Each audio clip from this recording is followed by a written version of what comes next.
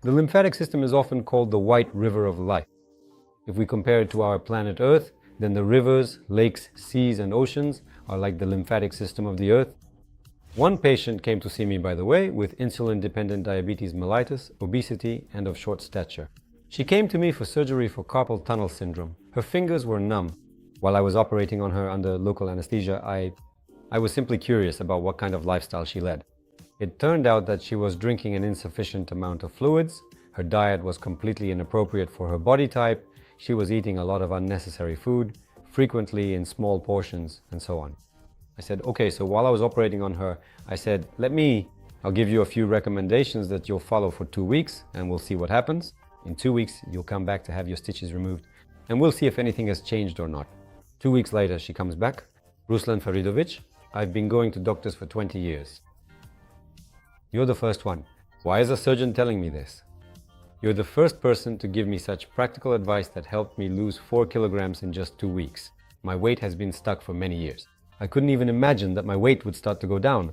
And today I want to share with you these very simple tips that I hope will also help you finally get your excess weight moving from a standstill. The first thing you need to do is drink enough fluids, water, so that there's constant circulation and movement. Life, water is life.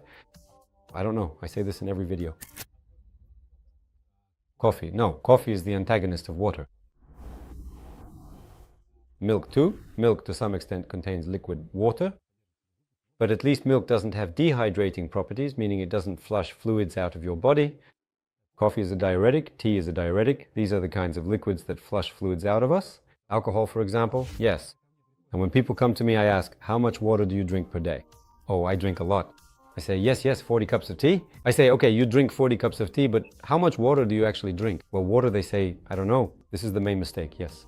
The first mistake is not drinking enough plain, clean water without any additives, without juice, without tea. Without anything else, the norm should be 30 milliliters per kilogram of your body weight. For example, I weigh 62 kilograms and I'm 1.72 meters tall, so I drink about 1.8 liters of pure water a day. In fact, besides water, I basically don't drink anything else. There are different kinds of water, right? We have hot water, warm water, sparkling water, still water. So as you can see, there's already a whole range of water to choose from, and there are also different brands of water. And by the way, they actually differ quite a lot in taste and quality. So if you live in Russia, I talk about which water is best to drink on my Telegram channel. Follow the link in the description of this video and join our community.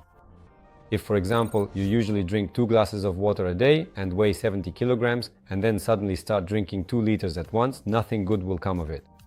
You need to gradually increase the amount and pace of fluid you consume. It's totally fine, really great. There are all sorts of trackers like Vodokotiki and others.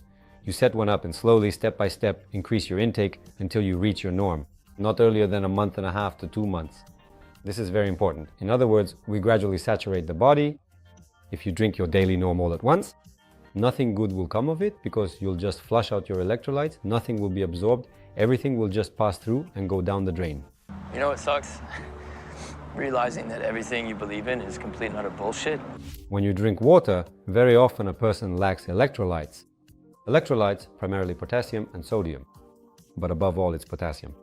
So in addition to water, at least once a day you need to drink electrolytes or eat vegetables and foods rich in potassium. I'll definitely talk about this in the next video. So make sure to subscribe and hit the bell or eat. By the way, here's my younger daughter. She's now 3.5 years old. About 1.5 years ago, she was very seriously ill. Her temperature went up to 40 degrees.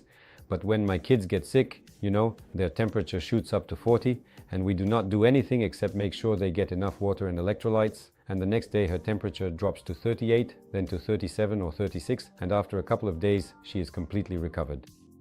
And the child comes out of the illness with a strengthened immune system. I won't strongly recommend doing exactly the same because after all, we are a family of doctors and I do this under my supervision and responsibility since with children it can be very scary. The real danger is dehydration and the onset of seizures. But at that moment, I always give her electrolytes. I always have electrolytes at home. I give her regular Rehydrin, which under normal circumstances a child would never drink. She'd say, "Dad, what kind of salty water did you give me?" She'd throw it away, wouldn't even come near it. But when she's in this state of illness, the body starts to crave it. And in this deeply semi-conscious, almost dreamlike and sleepy state, she carefully drinks the essential liquid during such debilitating illnesses. she consumes a total of 3 full bottles of the vital electrolyte drink, which is crucial for her recovery and rehydration during these challenging times. And that's normal, that's great. So the first thing you need to do is get the lymph moving by making sure you drink enough fluids, water, and electrolytes. Second, how can you stimulate the lymphatic system biochemically? Licorice or red clover are just incredible herbs. Licorice root, for example. It's better to use the root, but if that's not possible, you can use the syrup. Still, it's best to brew the root. Brew it for 30 minutes in a water bath and take literally 25 to 50 milliliters about 2 hours before meals. And this will give you a very powerful activation of the lymphatic system. When the lymphatic system is activated, it helps remove metabolic waste products, the so-called toxins. Yes, including precisely to prevent the reabsorption of toxins. There is a third point. This is the use of either lactofilter or filtrum work in the intestines. They collect the very toxins that are eliminated thanks to the activation from sufficient water intake, licorice or red clover. And with sorbents, you need to collect all of this. Right behind my house in Kazan, in the forest, this red clover grows. In the summer we gather it, and I always drink it before going to the sauna. That is so that the pores open up properly, really well. You drink a glass of freshly brewed tea. It's very tasty, by the way. I really like the taste of red clover. And then you go to the sauna and you can really see how your pores open up as you walk in. And after 5 seconds, you're just completely drenched in sweat. Share in the comments. Don't be stingy. What herbs do you drink? I think my subscribers, and you as well, will find it interesting and useful. We can discuss it. I actually enjoy replying to comments. And the fourth method is a quick way to activate the lymphatic system. I'm going to show it to you right now. If you do it every day, it's especially great to do after taking a shower. Here's another life hack. When you take a shower for a quick fat burning, you can spread your arms out like this and let yourself air dry without using a towel. That way the fat burning process will go much faster. And you've also activated your lymphatic system. So what do? Jump on your heels several times, about 7 to 10 times. So you just roll onto your heels like this. 1, 2, 3, 4, 5, 6, 7, 8, 9, 10. We have successfully, gracefully, and smoothly jumped, achieving a perfect execution. Next, a huge amount of lymphoid tissue is located in our intestinal area. So from the navel to here in the middle, yes, here's my navel. Make kneading movements like this. We've got the lymph moving a bit in the abdomen. If you have a big belly, that's okay. Just get under the big belly and feel around, and do it just like this, thoroughly. Work from the iliac crest where the bones are, and in this way, knead it like this. Do this for about 15 to 20 seconds, then rub the area, because our lymph flows strictly from the bottom up, so we start rubbing the thigh area only from bottom to top. Rub until it gets really hot. Do this on one side, then on the other side, just like that, like this. And to finish, place your right hand under your left collarbone and make these movements. Tap once or twice, then place your left hand under your right collarbone and tap once or twice again, repeating this about 3 times.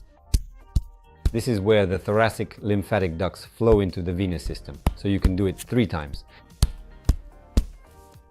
That's a simple, effective exercise for stimulating our entire vital lymphatic system